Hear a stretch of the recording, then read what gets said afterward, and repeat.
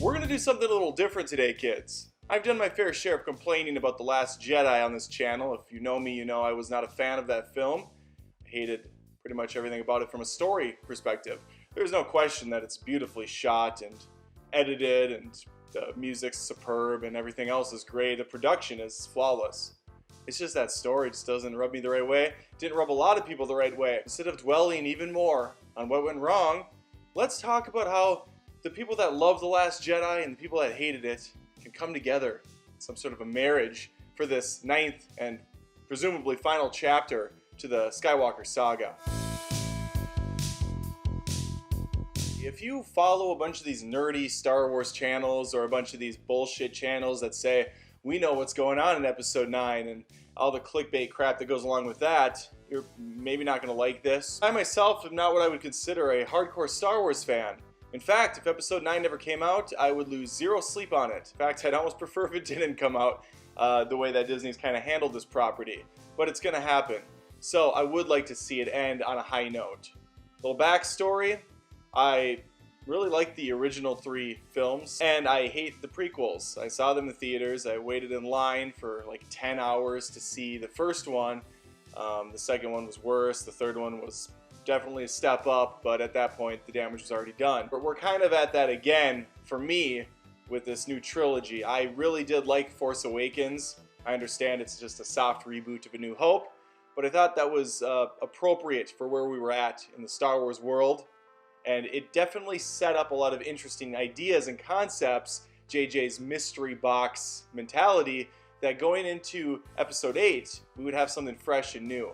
Instead, we kind of had the exact same thing, but in more of a trolling sense. The whole subverting expectations. Like, oh, the fans wanted this to happen, but we're going to do this instead. All of the subverting really puts you in the same box as the previous ones did, ironically. You didn't get what you wanted, but you're ending up in the same place at the end, where it's the good versus the bad, it's Rey versus Ren. Today I propose a way to kind of marry the subverting expectations that people seem to like and the more common thread of good versus evil in Star Wars Episode 9. Once more, I fully understand that none of this is probably going to be the route that JJ goes, and that's fine. I'm just saying what I think would work really well for the final chapter and would get me back on board as a Star Wars, Star Wars fan. Episode 9 opens, title crawl. Episode 9, call it whatever you want to call it. Luke Skywalker has saved his father Anakin by defeating Darth Vader. Yeah, it's a little bit of a clever sentence right out of the gates. Wait, they're the same person. Are they? Are they the same person? No, Luke defeated the evil part of his father, brought that true self back out right in the final moments before he inevitably died. Camera pans down from space, as is tradition, to the very place we left, the Return of the Jedi. I think it'd be cool to take it from a different perspective, get some body doubles in there for Hamill and the dad, and we see what happens directly after the fallout here. After the Emperor's been taken down, we go to Snoke. Snoke learns of the deaths of Darth Plagueis and Darth Vader. He's on a different ship close by. He's seen it all via some sort of a hologram, or maybe he's just given the intel from a stupid bad robot or something. Bad robot, J.J. Abrams pun. What I think would be extremely fascinating, and definitely would subvert expectations for you fans of that, would be to do Episode 9 from the perspective of the First Order, aka the Empire, aka the Sith. This would also give critical backstory to Snoke, who up until this point had none. He somehow rose out of the ashes of the Empire, amassed a giant army, and undid everything that took place in those first 3 movies. It dismantled all the work that was done by Luke and Han and Leia, and this would definitely bridge that gap. It would get some of the confusion out of the way, some of the frustration that fans had, thinking, how did this happen?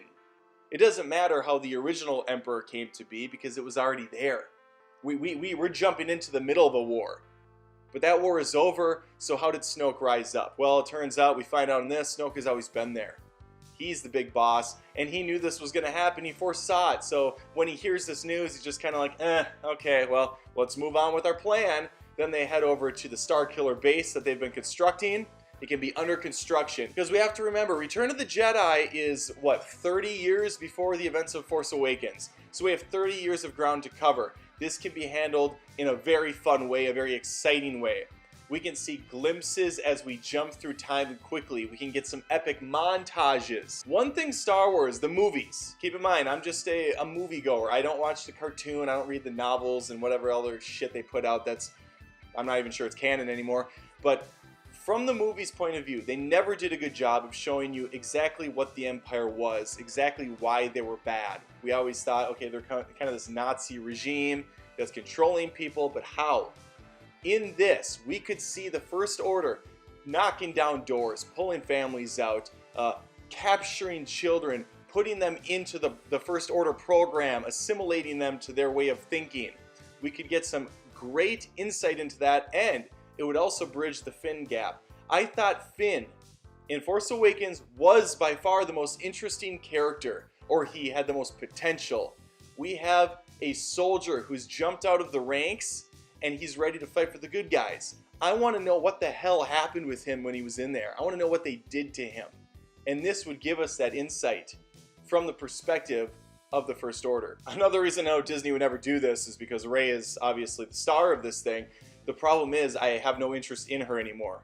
Force Awakens gave me that interest when they gave her the mysterious past with the parents and the special abilities, the strong connection to the Force, the way she can pilot a ship like Luke, the way that she could basically do everything a Master Jedi could do without any training. And then Rian Johnson just said, no, I don't like any of that. I'm not interested in that. The Force is magic. It's something that's strong when it needs to be strong. And for all intents and purposes, it is what it is. So I don't care about that either, Rian Johnson. So let's not spend any time on Rey. She'll be there. She'll be awesome. She'll be kicking ass. But there's no more story to tell. As far as I'm concerned, there's nothing to tell there. So let's get Kylo Ren front and center in this one. Let's make him the one, because he really is the interesting aspect of these movies now. Finn was downgraded to kind of a slapstick person. Poe was completely downgraded to an ass. And Leia, I don't know what they're going to do with her. She's somehow still alive. Good luck with that. We have this first maybe dedicated half hour, 45 minutes even, I don't care, let's go for broke on this thing, of showcasing what the Empire is, the First Order, how they've continued to take out planets around them and build this Death Star 2.0 in secret. Well, I guess it's 3.0. They've already had 2. Death Planet. Kylo Ren really is the key to this. J.J. Abrams established in the first movie with him that he's obsessed with Darth Vader. He wants to make his grandpa proud. He worships the guy. He idolizes the dude, presumably because he doesn't know he was tricked and he becomes good again at the end, or he just doesn't want to hear that side of the story. Perhaps Snoke told him that the Jedis were using mind tricks. It doesn't matter. The point is, he has an obsession with Darth Vader. That was interesting. It was completely removed in the last movie. Bring it back. Have him reconstruct that helmet. Have him go full-blown Vader. And because we're telling this from the perspective of the Sith, we get to see Kylo Ren spend some time. I don't know. I guess we can't do the whole parents thing because, well, we can.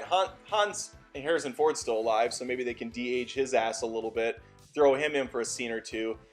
Double carry maybe a tad bit of parent interaction because that might be necessary. But the crux of this really falls on his time training with Luke and the Knights of Ren. We will bear witness to how Snoke has been working behind the scenes to master this puppet to get him to do his bidding. And this will really make Luke's actions in The Last Jedi seem a little bit more plausible when he goes into the tent to kill Kylo or think about killing him because he saw a vision. Here we can show that Kylo really was a piece of shit.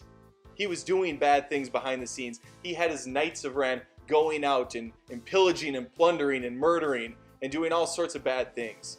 So that will all hit Luke like a ton of bricks. It gives him more reason, it gives him more purpose to want to strike him down in the dead of night. Plus, it gives us the opportunity to revisit that scene that was just completely abandoned in The Last Jedi from A Force Awakens, where we get the witness scene from the lightsaber of that rain sequence where Luke's outside facing the Knights. This would be an epic battle in the rain, fire in the background, Luke saving the village, the people around him, if there's any people there. I think there should be. From this point on, here's a deal breaker for me. I don't care how they do it. The Force has been played with a lot over the years, and definitely in The Last Jedi, so anything's possible now. But Luke Skywalker is one of two things. One, not dead. We saw him vanish on the rock, even his robotic hand for some reason. So maybe he just kind of warped into the spiritual world of the Jedi for a second. He got a glimpse. Maybe he's able to fade in and out of existence with some sort of higher up power that Jedi can get. Once more, I don't know all the ins and outs of the lore here, and I think that it doesn't matter. I think most of that's been washed away by Disney. So sure, screw it. Let him be able to jump between the spiritual world and the real world, do a little Avatar scenario. And this number 1 option also applies to Snoke, who, because we're taking things from the perspective of the First Order, we can see that Snoke knew early on, since this dude's powerful as all shit, Snoke knew he was going to be betrayed by his apprentice. He put the vision in the heads of Rey and of Kylo Ren that he died, that he got cut in half. He was never there. That whole thing, that was brain manipulation. It could be possible. Why not? He's able to communicate with them and make them see things from across the globe, from across the galaxy. Why not have him implant something that's not real? The reason they need to be alive for me is I absolutely must have the most amazing, most epic final battle in Star Wars history, with Rey and Luke teaming up against Snoke and Kylo Ren. Is this extremely cliche? Yes. Star Wars is extremely cliche. I've seen 6 Rocky movies, 7? Is there 6 or 7? 6. And 2 Creed movies. That's 8 movies. They are all exactly the same. They train, they get their ass kicked, they train, they win. Wash, rinse, repeat. It works. The template's there. Sure, sometimes the way you drive is different, but the destination's always the same. And that's once again what The Last Jedi was. People talk about how amazing it was that it tricked people into, by not giving them what they wanted. They led them down one way and then said, nope, we're doing something else. But you, with all the weaving and dodging and all the letdown for some, you still ended up in the very same place. Give a Luke-Rey combo against Snoke and Ren. It would be phenomenal. And I think it would go a long way for pretty much everybody involved. Option 2, even more radical than the first one, but still kind of ends the same way. Luke is dead, Snoke also dead. They're battling in the spirit world. The Jedi, the Force, spirit world, whatever the hell that is. Some people have said only the good go to the spirit realm and not the bad, or whatever this thing is. I don't really know. But to that I say that, well then why was Anakin, why was his Force ghost there? Why does he get a Force ghost? He was a dick. He was an ass for most of his life. Killed a lot of people. He killed little younglings. I do see there could be some imbalance in the Force though, and that includes the Force ghost. So why not have, in tandem with the Rey-Ren battle, the ghosts fighting? So we get a spiritual battle going on, coinciding with the real battle. This could be extremely cool, and I would love it. I would love if it was just bonkers insane. Might as well. You could have Yoda in there using Force lightning. Because remember, he can now manipulate real weather. That's a thing now that The Last Jedi has, which I don't understand why then he can't, Obi-Wan can't just show up at a First Order conference and just wipe the whole place out with a fucking volcano or a hurricane or a tidal wave. I mean, what's stopping that? And of course, this is all top level stuff. I didn't go into any of the themes. I didn't talk about any of the nuance. This isn't a script. This is just a template. This is just a way that they could tell a story in a more interesting way and still get kind of a fun outcome that I think most would enjoy, if not everyone. These are just my thoughts, which I also posted to Twitter a couple days ago. 6 people responded because nobody follows me on Twitter. I did think there would be some blowback. There was one person who I had quite a lengthy discussion with back and forth tweeting. It was very civil. It was actually really fun. And that was the point of my channel all along, Adam Does Movies, with the movie feud stuff, is to debate movies, the pros and the cons, and do it in a civil way. Not just, you're a stupid idiot because you thought Aquaman was just mediocre, or you're a moron because you didn't like The Last Jedi, or you're not a real Star Wars fan if you like The Last Jedi. That's unacceptable. What are you talking about? It's just ridiculous stuff. Let's just have a fun debate. And we did. It was spirited, it was nice, it was well-rounded, and I think we both got a little bit from each other out of it. I appreciate that conversation, and I hope to have many more. So let's keep it civil in the comments if you can. And if you think this is a stupid idea, that's perfectly fine. I'm not the screenwriter. I'm just a guy on YouTube. But if anybody can be a Jedi, or if anybody can have the Force, is Force sensitive, then anybody can write a Star Wars movie. I think that's been established as well.